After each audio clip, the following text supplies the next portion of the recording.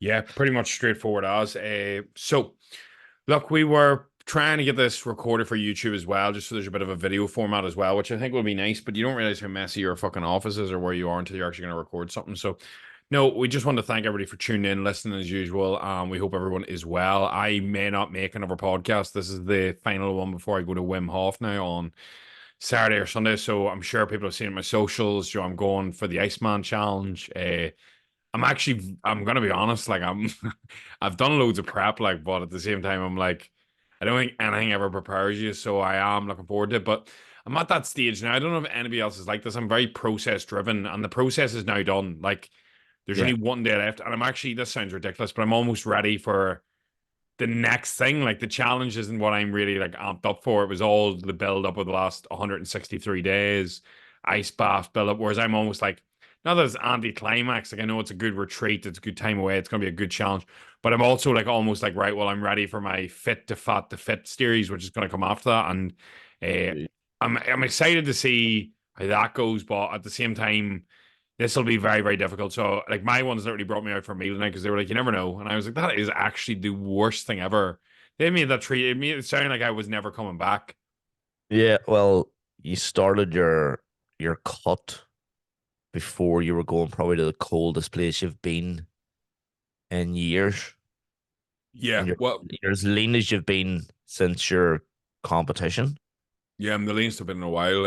Yeah, well, me and Joe had a chat, and I was like, what's the game plan? I want to get massive again. I want to grow. And he was like, well, you're due to tidy up. We'll wait until after Wim Hof. And I goes, why are we waiting? And he goes, because it'd be ideal to have a bit more body fat. But I goes, then I'm 6 or 7 weeks behind where I could be. I'm just waiting about. Yeah, And I goes, if Wim Hof wasn't on, what would we be doing? He goes, oh, you'd be dating. And I goes, just dat me anyway. It's only a week. So, yes, I'll probably suffer a bit more, but at the same time, I'm excited to come back then, you know? and what is we've got actually quite. We'll go on to the question about Wim Hof and this other thing. So a Oh, lot of here, you people ever are like, tried that before we dive in? Have you ever tried that? It's cream soda from Tesco.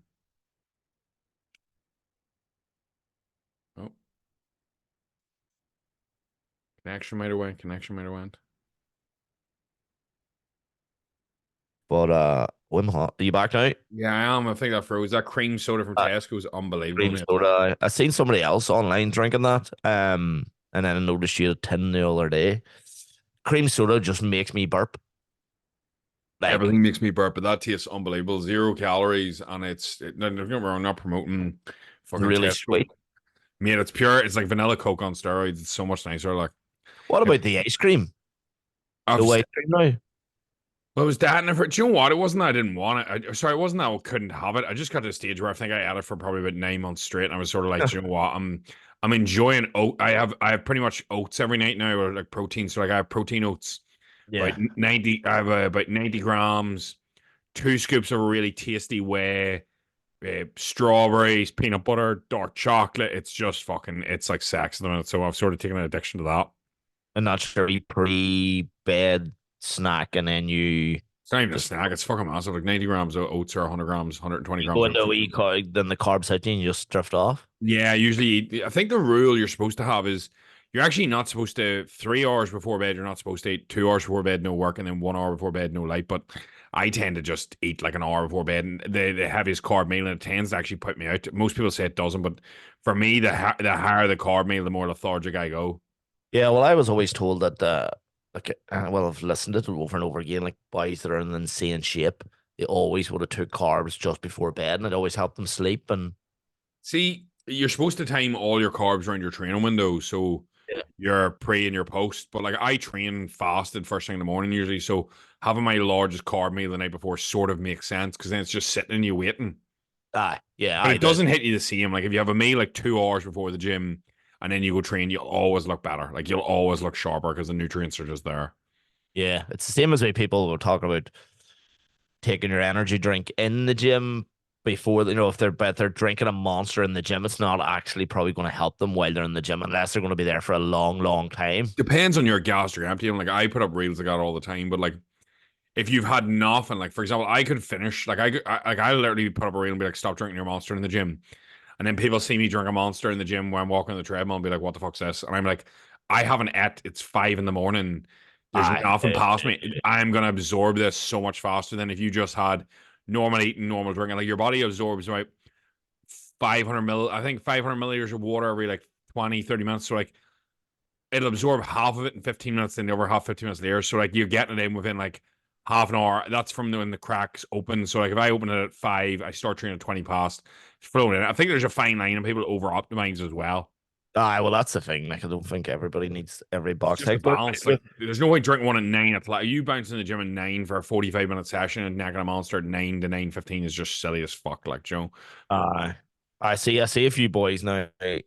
Um, I They were drinking Noco in the gym, which probably I'd say because it's got a lot more branched chain amino acids may have a bit of extra. Ah, no, the BCAAs is wank, man. Anything with I narco, think. like I'm not bashing no brown, but like it's like when Rain has BCAAs on the side, think about BCAAs on the side of it all they want. Ghost tends to that as well, but it does fuck all. Like it does absolutely I so BCAAs are never know. I haven't even seen rain in a while, actually. they're tasty. The orange rains are good, but the anything with BCAAs is just a waste of money. Like it's just like branched chain amino acids do not. And research is coming out more and more that's showing even like time in a protein isn't like people are like, oh, you need to be eating the EAAs and getting them in here and there. And see the more research that comes out, like Alan Aragon put up research the other day. I'm very in tune with this. And like it pretty much even bashed that you need multiple protein timings. And I was sort of ripping because like I'd be quite stern with like you need a minimum of 3 to 5 feeds per day. Like this would have been seen Yeah. as optimal. Like so you're stimulating muscle protein synthesis more to stimulate growth. But then his research literally just sort of shows as long as you're nailing the protein, like that's all that really matters. The other amounts are really insignificant. So I was sort of like, fuck's sake. But yeah, regardless, I just think You need like two big meals a day. yeah. But then I think like that's fucking nuts. Like trying to consume what like 90 grams of protein in 2 sittings would be fucking bonkers. But it But would yeah, be no, your digestive system would take a fucking hammer, would it? oh, mine wouldn't even. Like I have a fucking stomach like a lead balloon. I Oh, chew. You were talking about Wim Hof there before I moved you. The aye, so one of the questions we have, can Tony explain the benefits of this Wim Hof stuff? I see it around everywhere, but don't actually know what it is. Keep up okay. the good work, guys. So first and foremost, there is no physical benefits if you're trying to gain muscle. If anything, research is backing that it probably slows down your ability to gain muscle because you train for inflammation Yeah, and then you literally remove inflammation with ice water, so it's not beneficial. So you'll notice every time I do it is before training usually, or very far apart. So say I train at 5 in the morning, I might do the ice bath around 3 or 4 when I get an energy lull. Uh, the point of it isn't really, in my opinion, unless the only reason you would use ice for performance enhancing effects is if, say, you had a football match on a Monday, played the match, were extremely sore, but yeah, you had another game Thursday or Friday and you need to be fresh for it. Then it yeah. makes sense because you're not trying to improve your performance, you're trying to maintain and just get back to the same level you were, versus you're trying to actually stimulate the muscle to grow, not beneficial. So from research, that's actually true. Like, so in my thought process, ice after training, especially, is really, really stupid if you're trying to grow muscle, which goes against common misbelief. The main reason most people do it that I know, and most people don't actually do the Wim Hof stuff. I'll dive into that in a minute. But the actual ice bath stuff, the reason I do it is for one, when you hit the ice, you cannot think of anything else. If you're stressed, you're worried, all you can think about is how cold it is. So it brings you to the present moment very, very fast. Creates mindfulness, gratefulness, and it also creates discipline when you think about it. And for Yeah. me, it gives you that discipline of like every day. Jesus, near burping with that cream soda. I'm near down there, near down. Every day you don't want to do it. Like I literally made a reel today and it says I fucking hate the cold. I hate ice baths. And every day I'll do it because it's one thing that I know that builds your discipline. Whenever you do things you hate, hard choices, easy life, easy choices, hard life. So it builds that discipline metric and that flows over to everything else in your life. Like if you're getting in the ice cold here, -2 up in fucking Schwitzka or whatever the fuck this Poland place is, I'm not going to struggle whenever I have an issue personally or I have an issue physically because I've had real difficult challenges. So for me, it's that mental bandwidth. And on top of that, the endorphins you get from a cold water dip are last longer than coke. So, for example, the endorphins, if you check the amount of dopamine release you get, which is the happy, pretty much a happy chemical, you get the same amount as cocaine from an ice bath for 2 to 3 minutes as you do from a hit of cocaine. But the thing is, cocaine only lasts a very short time period. The ice bath is seen as like a slower, gradual decrease in dopamine where you don't get a drop. You don't get a big sway up and a slow sway down. You don't get a big sway up and a quick sway down. You get a big slope up of dopamine and a slow, steady decrease over about 3 to 4 hours. So if you take one, say for example, you're all out, like I use it, like for example, if I take caffeine after the first 8 minutes of the day, I take caffeine, maybe have another hit of caffeine around 12. That's my caffeine cut off. Maybe around 3, I'll get a slump and I'll bounce in the ice bath and take some cognitive enhancers. Boom, full of energy. What's cognate as in Alpha GPC, Hyperzine A, L-theanine, whatever I need. I have other ones as well. Again, I see if I need them, but I stack cognitive enhancers. I'll be very mindful giving out what I take because maybe too much for some people. most people tend to play with too much and then they get anxiety and they get stressed. And I'm a very much like, if you told me this pill makes me stronger and you give me it, I would end up stronger. I just don't care. I'm not an overthinker. Yeah. It's the same with like, if you tell, like, I understand the research behind quite a lot of them, how they work with neuroplasticity. Like for example, whenever I'm studying, I'll take like lion's mane at night, so it helps neuroplasticity and rewire you. Now, whether that research backs that and the science backs that, but like some people are like, oh, that sounds fucking nuts, but it's all just brain health. Then, also, I would just say, like, from the mental standpoint, that's the reason I do it. I think a lot of people do it just for the mental benefit. I think a lot of people try and hop on the bandwagon, do enjoy it. I Yeah. have been doing it for 4.5 years now. I think I've been dipping it every week. I take a cold. I've had a cold dip, Yeah. but then the last 161 days, I've done it consecutively, which is the longest I've ever done it. Now, in Dubai, there was the odd day where I was doing a cold shower for 4 or 5 minutes, not doing a bite bath because I couldn't figure out where the fuck to go for the first day or two. But like most days, it's been a proper ice bath. And after 30 days, it's nowhere near as bad as it was physically. But you do get that still that mental benefit. It's good to get time away. I really enjoy mixing and matching it with the sauna and stuff. I think that's really beneficial as well. But I think just taking time for yourself, most importantly, and just creating a challenge for yourself is one of the main benefits of it. But I wouldn't get rattled up that it's needed. Like if you find that you get the same benefit from walking, like nobody ever regrets an ice bath. Nobody ever regrets a walk. For me, that's the sort of fine line that you want to make sure you balance. Now, I think try it and you won't love it. You won't love doing it. You might get in and out, but you'll feel better after, even just for dunking your head. What about the breathing part of it? Hmm. There's a whole part of it like through Yes, breath work. exactly. So I think some people take this too far. Like you'll see the people in Bali and they go on like the fucking orgasms and people's bellies are coming in and out. It's fucking metal. But like the Wim Hof breathing is pretty much like you lie down or you sit in a comfy position and you inhale, exhale out pretty much 30 times in through the nose, out through the nose. 30 times, but like you belly and chest. So it's like belly first, then chest, then together. So you get in flow. You do like maybe 30 reps of that, like round or 30 reps, and then you do a massive breath hold for as long as you can.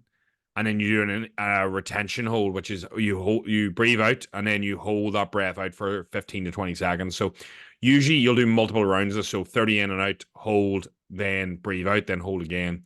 And what you notice is every time you build up to the hold goes, I would say on Sunday we done it, and you build up to about a minute 30, minute 45, 2 minute hold. Like you will hold for the full 2 minutes breathing, and then your retention builds up.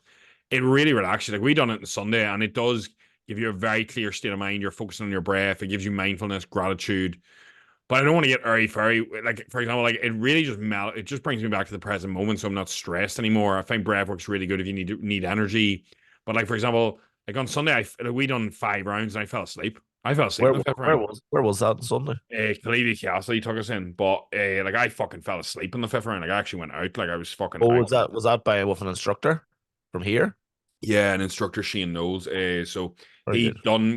he does the training with Wim Hof, and he was up in France last week. Uh, he says it's fucking metally tough. Like so, he was like just run us through the basics of breathing and that. It's a lot. Like I think people do know him as the Iceman, but a large amount of it is the breath work. Like I that's something I'm not really familiar with. I'm only familiar with it now because it's starting to get big in with athletes, with mouth tape and breath work and helping them. I don't know why.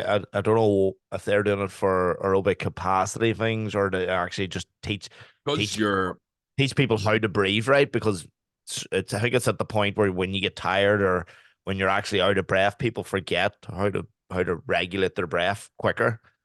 Yeah, Um, it's also like, for example, your nose is meant to be breathed in through because it's got like the hairs and it protects you from yeah, dirt. And yeah, whereas like your mouth's mainly supposed to be for eating, do you know what I mean? If your aerobic capacity for breathing, like and performing, you probably want to breathe through your mouth as well because you're gonna get more air in. yeah. It'll make it harder just doing nasal breathing. But I think if you're trying to slow your heart rate down and get fitter, doing just nasal breathing would help to an extent. So I think that's the reason why they tend to I quite a touch. don't know what the reason. Maybe it is because if you have your mouth taped most of the time, Can't, yeah, you can. when it's not taped, it feels like it's got this. You've got this extra layer of even fuck knows. I know. Holland for Man City's a massive believer in it, so clearly works for This him. works. That was one of the questions we had. It is so it's very fascinating the win half thing because I've always seen the name around, but I never actually It's not like the reason. I never actually looked into it ever because like clearly I'm not a fucking ice bath man, but I was meant to go on my first ice or cold water plunge tomorrow, but it's cancelled. Why is it counts too cold? Not just actual shit weather in general to travel 2 hours to go somewhere. So Oh, that's fair enough. we're, But we're going up to Donegal, but we're you, going to go at different time. you. It's one of them things you don't need it. Like you just start with a couple of cold showers, and you'll notice you feel better, notice your energy. I will. It was just a cool place that has like it's got a sauna out in the pier and all done funny like an outdoor sauna thing. Oh, So that's it was just like a day out sort of thing. But it's the that's weather's magic. atrocious, like fucking atrocious for everything. So we're gonna go a different time. Sometimes I But find them the funniest ones. Like we dipped in the rain, and you actually just buzzing to get in now because you're like, oh, fucking get this. See, I treat it like it's getting done. So if it's raining, I'm like, oh, just get this fucker done as quick as possible. uh, And I always love. There's something about this. Like me and Shane were talking about the tuck the course, and he was like, "There's something about if you go for an ice bath with other people, or you do a hard task with other people, you bond. It's like a football team. It's like when we firefighted or when I go away to Wim Hof here as that group, you bond because you're all struggling to do it. Like you're doing it as a team effort. It builds you as a unit, and I think there's really something said for that as well. That doesn't really happen as much in society anymore, uh, and people don't feel like they belong then, and that can affect your mood. But it's see after an ice bath with people, the main part I love about it is see after that feeling of a dopamine, but also like I always go in for like a wee lunch or breakfast, a cup of coffee, tea, and we yeah, usually sit for way longer than like an hour, maybe an hour and a half, 2 hours, just cups of tea, soup, whatever you want. And it's really good. It sounds bad, really good conversation. Nobody's on their phone scrolling, watching. It's just a really, and people bring up proper good topics, and it sounds odd, but like you deep dive into people, and if somebody have an issue, you have an issue, it's a really nice time to bring it up. it I is just find definitely. I can see the change in you from doing it, like a massive change, and I can see the change in a few other people that I know would be that would do it. It is that is it like it's the ultimate like you said when you were saying about the cocaine about the comparison. I was just thinking to myself, but you can't do an ice bath in a pub, but but that's probably the thing that people do in the world at the minute. They're just chasing quick dopamine hits, and even though they probably don't the ice bath's not a quick dopamine hit, but it's like people are like they're chasing gratification. They put up a picture and then they want to know how many people's liked it, and they're fucking if they're like they're well, that's the pleasuring reason. themselves or they're taking drugs or they're going for a quick like it used to be when you wanted to pull somebody, you had to go out and search for a girl in a bar or find someone that you liked. Now you can just download Tinder and someone swipes on you and straight away you're like, fuck, Yeah, dopamine he is fucking forever. likes me.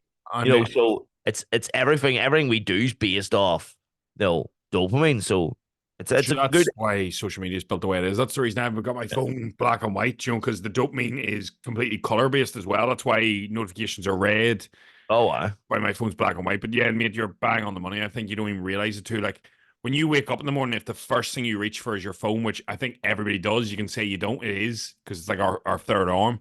yeah. But the difference is if you scroll immediately, you're literally ruining your productivity for the day. You're ruining your mindset for the day, not because of comparison, but because dopamine completely rewires your thought processing for the day. Whenever you're getting it from nothing. Like that's the reason porn's so bad for you as well, because you're getting the biggest dopamine hit you'll probably get from ejaculating from a screen with no actual work being put in it, and then you usually knows you're lazier after that. So it's one of these thought processes of like the hardest thing in the world to ever get now can we get any time on your phone? Joe, that was the real whole point of life is to have sex and reproduce. So that's why that dopamine spike is so high and the feeling is. But whenever you can just you just get that any time. And as you said with the phone, there's a reason Instagram is that color. There's a reason notifications are red. There's a reason everything's bright. If you turn your phone to black and white like mine, like for example, go to settings, accessibility, display and text, color filters off.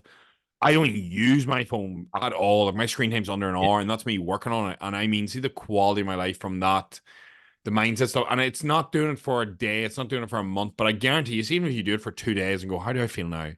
and you Yeah. just score, you're feeling all right. I was feeling a 3, now I'm a 4. Do it for another week, oh, I'm a 5, another week 6.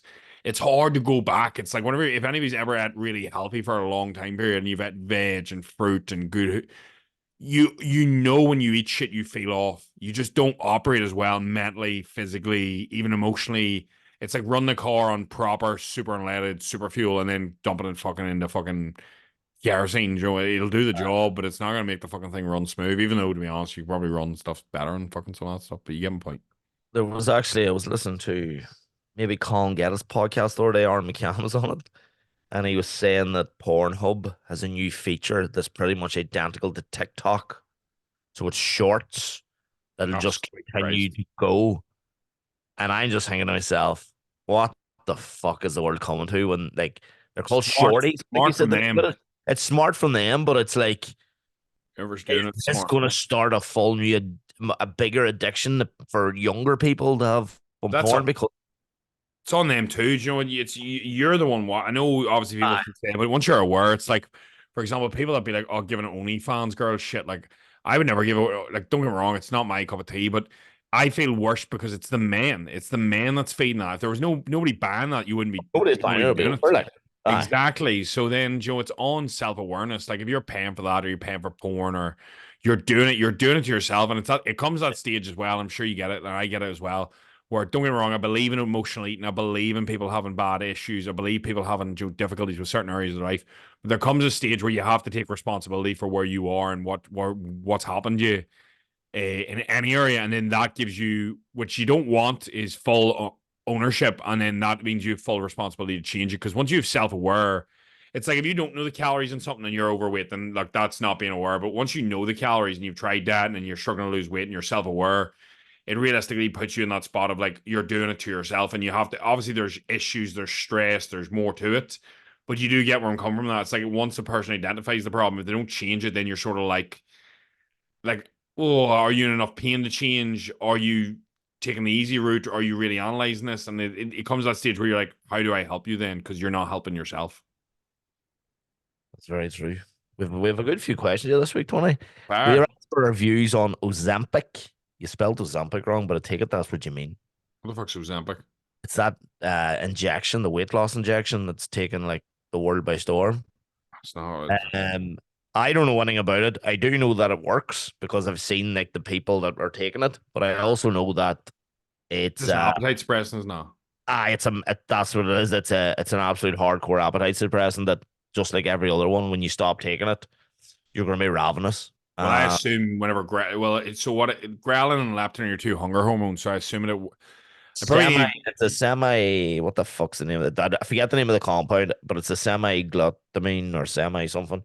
probably attach it to some sort of molecule that interlinks with the. So all hormones usually work off a basis of, if you imagine this, like lock and key. So, for example, a receptor and a key. That's the best way to put it. So, for example, like your test will have this, your all these things, right? So it means that, for example, when you turn on insulin, growth hormone goes off, all this sort of stuff. I don't want to bore you with, but pretty much lock and key.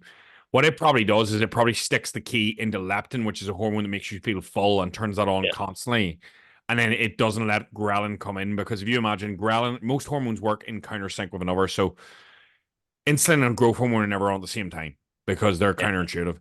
Ghrelin and leptin aren't either. Ghrelin makes you hungry. So think of ghrelin, growler. That sort of reminds me of hunger, like yeah, growly belly. And leptin for full, like I always just think of that. So I always think tin full. So leptin, tin full.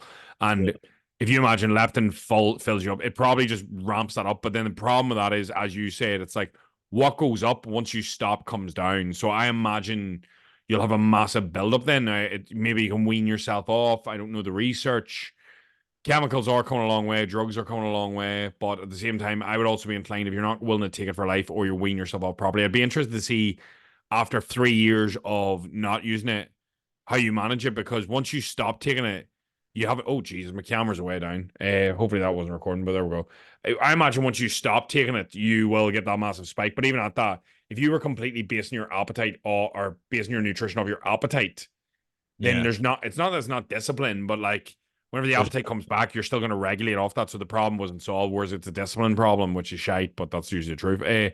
For me personally, look, doctor, but at the same time, is the doctor just shoving it down you? Is it paid by some private doctor that's just trying to sell you some easy weight loss Very pill that really expensive. Like, works? it's very expensive. I know it's That's like pretty. Botox. Botox is like £75 a mil, and people inject it in their heads, and it's like the doctors and stuff usually get about somewhere between 300 and £700 per bottle they're using. They're buying it for 75. Now, don't get me wrong, everybody needs to make their money, but like, how much does that really cost? How much are they getting on the markup?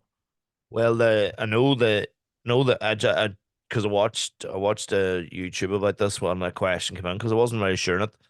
The in the UK the 0.25 I think is the starting dose, and it's about £250 per month. And then that's your starting dose for the first 4 weeks. And your second 4 weeks, it goes up to £400, and then it goes to 450, and that's then just £450 a month for the rest of the time. This is what this guy did. This guy did the video on. Uh, £250, what about 75 a week? Like, that would be dearer than most coaches, but at the same time, then yeah. you probably eat less food and all. His problem was he's 4 months in. Now he was a big chappy. There's a massive supply drought in the UK, and he freaked out for a couple of weeks because he couldn't get it. So that would be scary for someone on a journey like that. If you were to, maybe it was a real crutch for you to be on, and then all of a sudden you're on something, then they're like, well, you can't get it for the next 6 months because there is none. Uh, Yeah, that'd be a bit of a but mess. also, if you're looking at that sort of thing, maybe I don't know your background. I don't, maybe you're just asking this question, but if anybody's listening to this thinking about it, your probably money could be spent elsewhere. I think it's one of these things, shortcuts as well. Like for me, Yeah. I Anybody get I seen, clients and they I talk about taking clean and all. I'm like, bro, like what? Like there's just no need. Like, and then anybody I seen that's used it just look drained. They don't look good. Now, Oprah Winfrey went from being bigger to skinny, but she looks fucking sick. She's not like anybody. And then Kelly I Os don't. Yeah, but at the same time, then you walk that fine line. I don't really like saying. I don't really like commenting on how she looks but now. She's worked hard for it because, like, but it that's but it, no, but she's the like the poster child for it. yeah. Well, then I don't love that either. But I think it's one of the things Because where your girl had a video went viral at the each must their have been, own. must have been the film awards that were on in London at the weekend. Kelly Osbourne had a big outburst about it, seemingly told people to fucking take it if they can afford it. Yeah. I would Well, say just do your own research and talk to your doctor. I don't know. I think it's probably a doctor's thing. research trying to wean off it. Be smart and remember that like it's probably a short term solution to a long term problem. Here's one. Does either of you ever find it weird that you're relatively well known and stuff? Only reason I'm saying this, and this is a fucking strange one. I seen you in London on Saturday night in Soho. Was going to say hello, but was slightly drunk and nervous. Then I got the idea. Well, does that sort of stuff piss you off? Being well No, known crossed my mind. I no. actually think I remember when I seen you in Soho. Um, no, it's just normal. It's just kind of normal. Um, you I don't love really. it. Yeah, I don't mind it either. It's one of those things where it just comes part and parcel with what you do, and then it's a nice sign if you go somewhere and someone knows who you are. That's not like your hometown or a town that you would spend a lot of time in, and it's kind of nice. Um, but it's just part of this, but just part of the thing. It's just Well, like there's I only bumped into a guy in Derry last night who thought I lived in Dubai because the only time he's ever seen me in his life was in Dubai. So, um, yeah, it's just part and parcel. It's nice. I don't know. It doesn't hold you back or anything. It's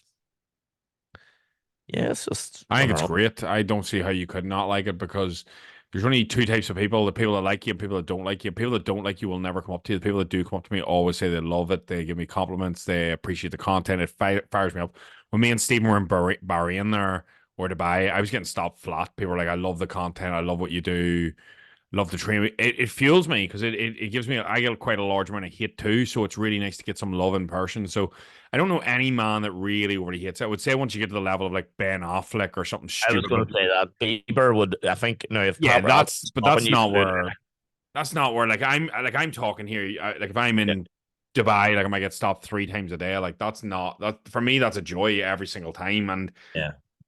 you have to think you don't bite the hand that feeds you. You know, If somebody wants a photo, I don't see a problem with it. I don't see a problem having a small conversation. If anybody's ever met me, they notice I always go, "What's your name? No, what's your full name? What's your Instagram handle?" In case they message me, I can keep a close eye on them. I always try and spend 5, 10 minutes with each person. I just think it's good for them to feel seen, heard, felt. You never know. A lot of people tend to open up to me now. Like I had somebody stop me the other week. I'll not mention where, who, and like they talked about they literally just straight away cracked open like an egg, and they were explaining like how their mum had passed and how they were struggling and what they're doing now and how one of the reels helped and what they're doing and how I'd actually messaged them back to something and it really helped. So I was like, it shows you that it comes full circle, and it was really nice to actually get that. Whereas, like, if you don't have the time for that individual, that he might have needed that, and then something could have happened, or you've maybe made their day a bit easier. And for me, that's what it's all about. It's all about impact and fulfillment. And I think for me, I don't think anybody ever minds that. So never be afraid to come over and say hello. Like, it's different if you're coming over to give shit, but most people aren't. So I wouldn't be stressing at all. Not. We have another one. Hey guys, this is one of our first big questions to come in through Spotify. So you can actually leave us messages on Spotify underneath the podcast. It's coming in from Alex. Hey guys, I've listened to your podcast for a while now and found that it's definitely pushed me on to be a better person. Class. I wanted to ask you how you deal with jealousy or FOMO, particularly in relationships. Coming from two single guys, this is gonna be good. Um, You go first. I dealing with jealousy. Jealousy is one of those things that fucking needs to be nipped very quickly in a relationship. Either side, if it's from coming from her side, from your side, or you and your partner, if that's the way you're inclined. Um, it's one of those things that can create a divide, and it can happen out of nothing. It can be like a smallest wee thing can make someone jealous. So you just kind of like I've had it in the past where I've had other halves that have been very jealous of like girls asking for pictures, showing attention, even as far as girls going up to them and going, he's such a nice fella. Like just saying nothing else, so they're going, "Oh, you're Mickey's girlfriend. Pleased to meet you. We know him from X, Y, and Z. He's such a nice fella." That's got stuck in their head, and then they've went off like, and they've created a whole scenario in their head about not about them girls, about different things. About, I wonder, does everybody else think that? I wonder, does people chance? Jealousy is a terrible thing. But I think it's one of those things where if you're finding you're in a relationship where there is jealousy, you need to address it very quickly because it can grow into something that really could be stopped pretty quickly and pretty handy. Yeah. As far yeah, go ahead. Uh, I actually don't mind a bit of jealousy on the woman's behalf. I've had that before, and I think it's sort of not cute, but like nice in a way because it shows that she's I not in a bad way, but I think you have to realize that if you're a man and you're loyal, right, but you have no other options, that's not loyalty. Just so you're Yeah. aware, that is not loyalty. Loyalty is when you have options and you don't take them.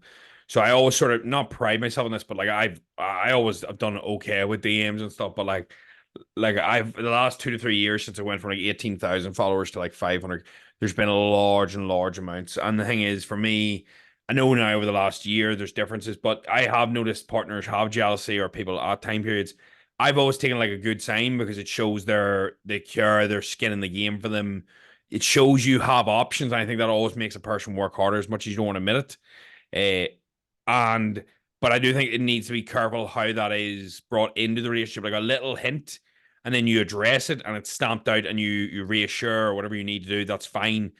Having it where they're actually manipulating you or they're being a nightmare Aye. about it or it's ruining the relationship is completely different. Where they're Joe, like it's all right to have a joke about it and maybe a little joke with Jack, but Joe, when it's constant and you're like, oh, this is really hit a nerve. That's when it needs addressed, as Mickey is saying. For me, I don't mind a little bit. I think it's all right. From a standpoint of me, I don't really get that emotion. Aye. It sounds egotistical, but I trust anybody I'm with or gonna be with that I am number one, and I don't, without sounding, I don't think they'll do. Like I don't be like, oh, this individual is better than me. I'm gonna get jealous. I've done a lot of deep personal work. I also categorize my traits, how I operate, as a very high individual in terms of personal worth. So for me, it's like, I always ask myself, well, like, is that person going to be doing X, Y, Z for you? Is that person going to be able to look after you financially long term? Are they in the shape? Are they, good person deep down? And then I task myself through that. I'm like, very few people tick all these boxes because I've had to work on them so hard. And it builds your self worth because if you aren't getting jealous, it shows that you have that underpinning. Because you might get jealous about one trait, but the thing is, if you're getting jealous, it's usually a sign that you're nervous that there could be something happening there. That's an insecurity, and that, as Mickey said, that's when it needs addressed. But I think a little bit is fine. Like I've been on holidays before where like men have been chatting with my partner, and like it's not on me to cut it unless it gets like a bit too much. It's on her to police her shit. It's not on me to be her bodyguard. She needs to be able to control that shit. Same with me. I've been on family holidays where I've had two or three women approach, like confident and like not with partner at the time, but she'd maybe be in the same room. And yes, you can entertain it and have a little chat back and forth, but then it needs that whenever she goes to maneuver, puts a hand on you, that's when you know you draw the line. You have your own area. So like I would always be quite inclined, like a tap is alright, but if a hand gets placed on me, like I'll turn around and be like, look here, that's not okay. Uh Simple things like that, just having them bare bones line. But I honestly do think most of it's going to be the other way around. It's going to be little jokes with Jags where people are flirting Yeah. with work colleagues and shit like that, or you're mentioning a name too much. I just feel like it's just something that does need snapped out, but a little bit is okay over time. And if you're getting jealous, the first thing I would identify is you need to build up your own self worth to the point of where you feel like it would be silly if they went with somebody else. Because if you don't feel like that, you're always going to have that insecurity over something, and that is going to seed into the relationship. They're going to feel that. And from a male to woman perspective, I don't care what you say. Women do not want you to come with insecurities and problems to them, no matter what they say. They will say it, and this is not me being sick. They go to other men with these problems or a therapist because when you come to a woman or a partner with that, they want you to be the strong man. I don't care what anyone says. Yes, come with issues, but I think you're better bringing that to outside counsel and then being strong in a relationship and leading from the front. Because realistically, when you think about dominance roles, does a woman want to lead or does she want to be led? And that's not me saying that you can't be 50-50 in a relationship. I'm just saying that in general, that trait from a man isn't seen as the way I would see it in a female, where I'm like, that's cute. Yeah. It's seen as an insecurity, in my opinion, from a woman to a male versus vice versa, in my thought process. Oh yeah, 100%. There's a that's that's the that's the unfortunate scenario that I think people will find themselves in because girls or ladies and females want good communicators, but they want a guy who's not afraid to show their emotion, but also deep down, if a guy shows too much emotion, then it's not going to make them feel safe internally, and Show and control. yeah, that is just the genetic makeup of males and females. That's simply what it is. It's the same way as most men won't want the female to be the masculine of the relationship because that's You see their it. role. Yeah, you see it in relationships, older ones, and Yeah, it's the men. They're the men that are not happy, in my opinion. They're the men that lives quiet lives of desperation, where the woman wears the pants of two kids they don't even want. They're in yeah, a relationship that doesn't. She's the mother to their kids, but she's no longer a wife to them. She's yeah, running the roost, and that's where I do feel like. Don't get me wrong, a man doesn't need to run the roost, but you get my idea of like, as you said, the masculine energy should mainly predominantly come from the male. When it doesn't, the male usually isn't happier, and the problem is that's because it's being squirmed out of males through society at the minute. Like it's yeah, don't get me wrong, I'm all for if it's not okay, say, but I think it's knowing who to go to so you protect your own space as well, because your partner, as you said, won't feel internally secure without that sort of like man is there. You also want to feel like the man in your house. I think that is a main issue whenever you don't feel like that. And for me, that is something that you have to walk that fine line with because I feel like it's okay not to be okay, but it's knowing who to talk to, and that's why I usually do a lot of mindset work and men work. But I wouldn't bring problems to like a partner like that. It's different if it's like something like trivial or something small, but I mean like if you're struggling with your mental health or you're struggling with something that is a wee bit not embarrassing, but it's sort of you could get the help probably better from a meal anyway. You're venting or you're. I just yeah. think you're better leaving that and then leaving situations you have to. And I know there will be women who disagree with this, but at the same time, I think that's also how you lose attractiveness to like all of a sudden I've heard of any male doing this and then sex life slightly goes down. They're wondering what's going on. The female doesn't find them as attractive and they're like, oh, I can't put my finger on it. It's because you're not leading as much as the extent. Like ideal man comes in, sweeps the woman off her feet. He doesn't come in and she sweeps him off his. Like that's just not how it fucking works. Like it's not a Disney Yeah. movie like that. So it's not me being sexist. It's just me actually thinking about how human behavior and psychology has worked over the last 1,000 years. Do you know what I mean? Is there any others? That's quite a good One question. more question actually leads into it well. This is from probably one of our longest listeners. I think a day, maybe an episode one listener. OJ. Recommendations of good therapists and the benefits. The good therapist part is all Oh, on you because you'll have to, if you go to a better health thing or go to someone, you'll probably have to go to a few. Do you find one that you like and suits you? Yeah, Uh, absolutely. benefits. Tony can speak about the benefits all day. Um, Personally, I think you have to really remind yourself. There's 1,000 PTs out there. There's not 1,000 PTs for you that are going to be good. There's going to be one or two. So you might need to do a shop around. You might have to pay and get burned. BetterHelp is what I've used. I went through 5 therapists on it. Two were good, and it's no one when to change. First one was shit. Second one was average. Third one was great. But then my situation changed 3 months in, and that person was a specialist in like addiction, and I was addicted to working, really, to be honest. And then once we sorted that problem and switching off, he wasn't really what I needed for the next one, which was like issues with relationship and breakup, and technically grief is what they needed. So he then recommended I try a different person, didn't really rate them, then moved to a female and found her very good for that. So it's funny because I find the male really good for certain things, find the female better for others. So it depends what you're struggling with. But as Mickey said, you're gonna need to dip the toe in and spend time with it. And it's one of these things where you're not gonna know one session, and you're gonna have to give the person 4 to 5 times to see you and address. The only thing I find very beneficial was whenever I finish therapy calls, I always ask for, and I would never call them therapy. I always call them mindset sessions because it just sort of made me frame like this is working on me. It makes me feel more masculine. It makes my energy good. And if I tell people I'm doing mindset sessions, they're like, fuck, he's tuned in. When I tell people I'm doing therapy, they think the wheels are coming off the bus. So I think framing it that this is for your mindset works far better. And I always relate that to me. And I'm always like, it's mindset coaching because I've had mindset coaches and I've had therapists and they're very fucking similar. The they are main thing good. I would highlight is that if you go to therapy, you go to mindset coach, do not just go and vent and talk shit. Go vent, talk shit, but get action steps on what you should be doing to move the needle, not just talking. Talking will make you feel good for an instant. Action will make you feel better. I always remember going, what do I need to be doing each day in between now and the next session to move the needle? And they were like, well, take a walk, journal about this, write down, come back to me with this, do a gratitude list, do this, do this. And I was getting action steps and I was nailing them. If I didn't nail them, I had accountability next week that I hadn't done it. So for me, that is the key. That is the thought process around it. It's the benefits of realizing if you feel off, or even if you can't put your finger on it, or even if you're just like, I don't feel down, I don't feel depressed, but things aren't going just as well as maybe they should. It's Yeah, just getting a professional help on it. It never hurts. Like if your training routine's just going okay, but your results aren't going the way you want, having somebody very smart and trained and look at it, it's probably a good idea. Same with your mindset.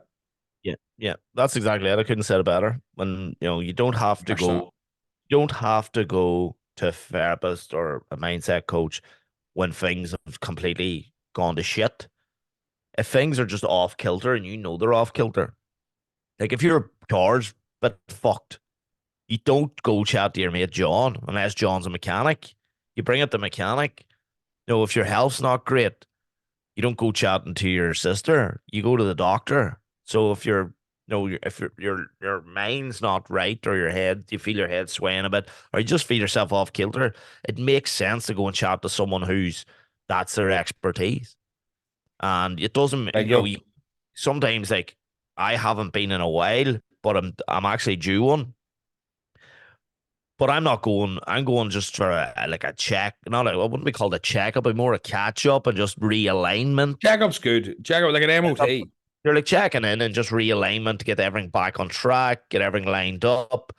There's nothing wrong with it. And as Tony said, like it might take you could get lucky and find the first one you meet that could be the best one. But give it a few sessions, go on to the next one, and don't be afraid to open up. The Don't just best vent shite. Actually fucking open, clean up, and pour it out, and then listen to what they say to you. When, as Tony says, when they get the action steps, actually do the action steps. Think of it like rehabbing from an injury. You go to the physio gives you something to do and when you leave there, and then that speeds up your progression and your rehab.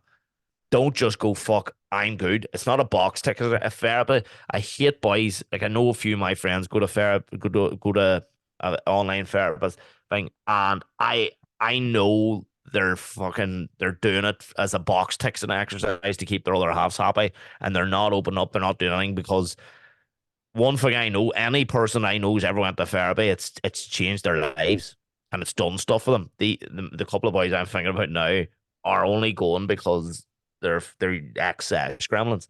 Um, but it will be something that will have a profound change on you.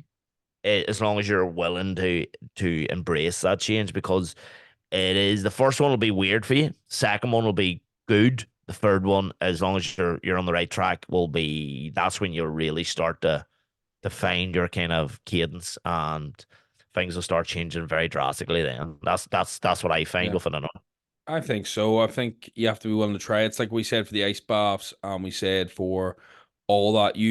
Your ice baths, walks, therapy. You're not gonna regret doing it. Yeah. Like for me, it's this idea of like people won't pay 20 or 30 quid for it because they're like, oh, I don't know about that, but you'll pay that for a round of drinks. You know, it's really weighing up like what your mindset. Like me and my father, this talk earlier, he was like, "Fuck, eating healthy can be quite expensive." And I goes, but it's an investment in your health. It's an Yeah. investment in you. It's not the opposite. So like you see the reward of it with your energy, with your mood, with your headspace. And for me, if I can operate at 5% more, I want the most out of life. Like my money I can't bring with me. And I think that's a main barrier for people. If you also sign up for BetterHelp or you get a discount code or you sign up and then leave, they'll try and bring you back on cheaper. I've noticed they do an email sequence of that. So if you are signed up, literally cancel and go back. That There's will do it a cheaper. there's a code. Colin Geddes has a code, and Shane Todd's got a code on their podcast. I think I think 40, that's good. Rate that. 40 or But no, 50% off. We should get a code. Let's contact them, Tony, and get a fucking code. I'll give them a shout. They'll definitely do one, but I have to be mindful. People like that always want me to push shit to do my tits in because they go, "We'll give you it once you do this or that." I'm We'll just fucking say it. getting We'll say them as for the podcast and not the personal brands. But anyway, guys, thank you very much for all your rates, your reviews, tuning in. We're getting share up the near story.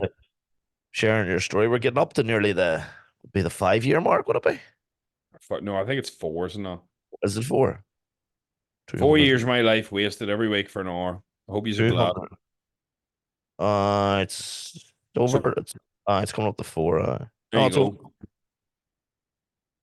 Big love.